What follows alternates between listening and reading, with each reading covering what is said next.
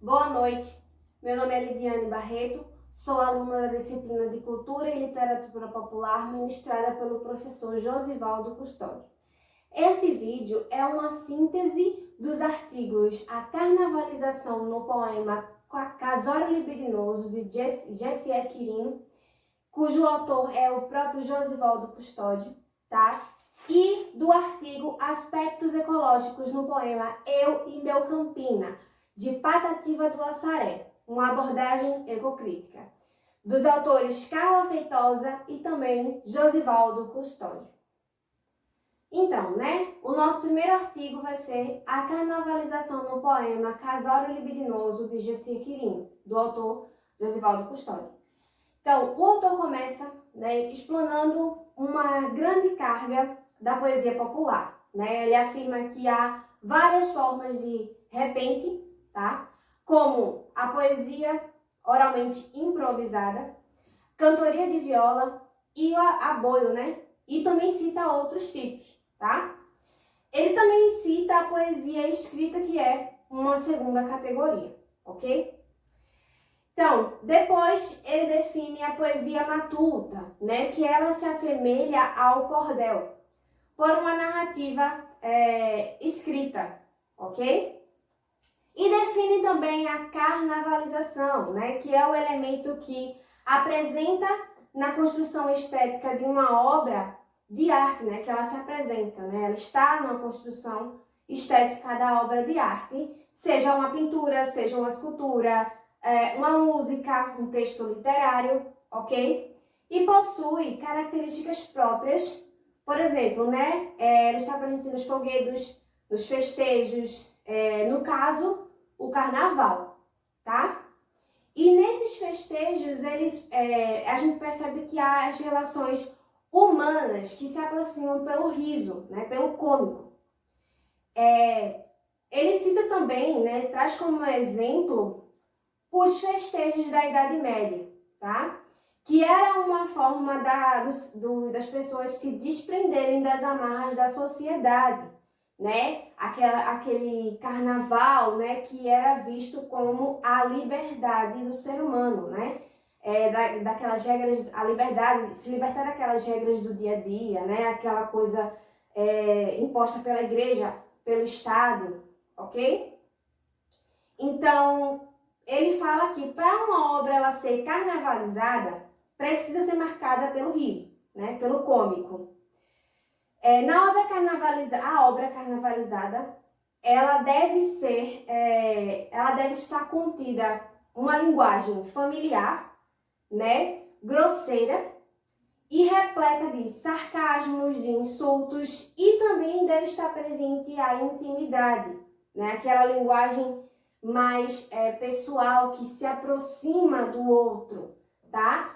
Aquelas brincadeiras, porém sem a presença do insulto, sem ofensa, mas que é entendida como uma intimidade, tá? E aí ele traz a definição das manifestações populares de acordo com Bakhtin, que são divididas em 3 categorias. A primeira são as formas de ritos e espetáculos, por exemplo, os festejos carnavalescos e as obras cômicas que eram em praça pública. Segundo, obras cômicas verbais, que podem ser orais ou escritas, que podem ser em latim ou em língua vulgar, por exemplo, as paródias. E a terceira, diversas formas e gêneros de vocabulário familiar e grosseiro, por exemplo, os insultos, os juramentos, tá? E mais uma vez ele reitera que essas obras elas se contrapõem, como na época da Idade Média, se contrapõem à Igreja e o Estado, Pois, como dito, tinha o objetivo de libertar das amarras da sociedade em que as pessoas viviam, tá? Ele traz também, mais para frente, a questão do ambivalente, do negativo e do positivo.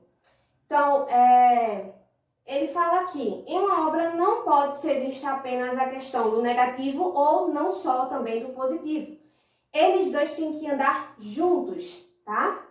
Então, busca revelar os dois lados, os dois elementos do ser humano. E também traz a questão do alto e baixo, né? Como, por exemplo, o alto sendo a cabeça, né? Como sendo o céu, e o ventre, o baixo, né? Como sendo a terra. E também traz a questão da morte, como algo que tem que ser visto como algo bom, né? Tanto bom quanto negativo, né? Porque morte e vida, eles têm que andar juntos. Não existiria morte sem vida e também não existiria vida sem morte, ok? E aí, por último, vem a análise do poema, né? Casório Libidinoso, que ele começa falando sobre a estrutura do poema, né? Que tem 6 estrofes, 5 sextilhas e 13 versos, todos em redondilha maior, rimas ricas e pobres, tá? Soantes e toantes, agudas e graves, ok? A linguagem dele é uma linguagem matuta e ambivalente, né? Que ele vai analisando durante o poema, por exemplo, a questão do ambivalente, os seios da mulher, né? Que ele traz os seios da mulher como algo ambivalente, tá? Que os seios da mulher eram aqueles seios avantajados, né? Então ele traz a questão do negativo, que é visto como uma parte animalizada da mulher, tá? E também traz o positivo, que é a questão daquele seio que vai conseguir amamentar as crianças, né? Os filhos, tá? Aquele seio que vai produzir muito leite. E também, como dito, né? Ele busca uma forma brusca, aí animalizada do ser humano, como a questão do sexo, né, do libido, como a questão da intimidade, da noite de núpcias, daquela vontade, né, do casal. E esse poema, ele diz também que é uma paródia do casamento oficial, né? E ele também diz que o casamento ele não foi oficial, porque não teve nenhum padre, nenhum juiz para tornar a união oficial, ok? E, como já dito, né, também tem o vocabulário, que ele traz o vocabulário familiar e grosseiro. Então, né, o nosso próximo artigo vai ser Aspectos Ecológicos no poema Eu e Meu Campina, de Patativa do Assaré, uma abordagem ecocrítica. Tá? São dos autores Carla Feitosa e Josivaldo Custódio. Tá? Então, no início, os autores eles apresentam eles falam da presença, né, do meio natural nas histórias narradas, né, nas histórias literárias, ok? Então, ele diz que a natureza, nessa pesquisa, se torna protagonista e não uma coadjuvante, tá? E ele fala um pouquinho sobre o poema Eu e Meu Campina, de Patativa do Assaré, né? Esse poema, ele conta a história de um homem que saiu do meio rural, tá, para o meio urbano, por conta de alguma consequência, ele precisou sair, e para aguentar a saudade desse lugar, né, do meio rural que ele vivia, ele levou consigo um galo de Campina, tá? E esse galo passou a ser a sua companhia durante o seu exílio, tá? Depois, né, eles trazem a definição da ecocrítica. É a teoria que explora a relação do homem com a natureza e as suas consequências, tá? Esse artigo, no geral, a sua estrutura é da seguinte forma. Primeiro, eles falam um pouco sobre a ecocrítica, né? Trazem um pouco sobre essa teoria, comentam um pouco.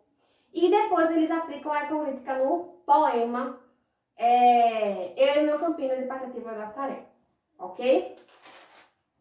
Então, os autores falam ainda que a ecocrítica, ela observa o meio ambiente, né, que compõe a construção das obras literárias, e examina esses poemas à luz da ecologia, né? Ela traz a ecologia como uma problemática na obra, tá? E a literatura nesses poemas funciona como um espelho que possibilita enxergar as representações da natureza e sua influência nos seres que fazem parte dela, tá? O impacto da natureza no ser humano, né? Qual o sentimento que o ser humano tem em relação à natureza, ao meio natural, né? Ao seu redor, tá? A perspectiva da ético-crítica, né, está nos problemas ecológicos, tá? E o seu objeto de estudo é a natureza, né? Suas fontes são as obras literárias, ok? Então, depois, os autores eles trazem um pouco sobre como se dá a estrutura do poema Irmã Campina, tá? Então, o poema ele é constituído de 15 décimas e em redondilha maior, tá? Ritmos binários, tem rimas A, B, B, A, A, B, A, B, C, C, D, E, E, D, tá? E rimas perfeitas, vogal tônica, rimas agudas e graves, tá? Rimas soantes e com predominância de rimas ricas e pobres. E o poema possui um caráter autobiográfico, tá? Existem algumas marcas ali do autor presente na obra, né? Na vida do autor, tá? Que está presente no poema. Então, ele fala um pouquinho, né, sobre as características do autor, que possui um grande apreço pelo seu ambiente natural, né? E ele busca muito mostrar isso nos poemas, tá? Então, ele escrevia versos que tratavam desse espaço com amor e admiração, né? E para ele, para o Patativa do Assaré, o sertão ele deve ser um espaço feliz, né? Deve ser retratado nas obras como um espaço feliz. E precisa ser louvado e honrado, né? Não só aquela parte triste do sertão, daquela falta de água, né? Daquela seca, dos problemas sofridos pelo sertanejo, mas sim como um lugar também de admiração. E também, né, para o Patativa do Assaré, o homem está inserido no ambiente natural, tá? E esse ambiente natural faz parte dele, faz parte do homem, ok? Então, no poema a gente percebe que tanto o autor, né, quanto o eu lírico, existem partes, fragmentos da vida deles, tá?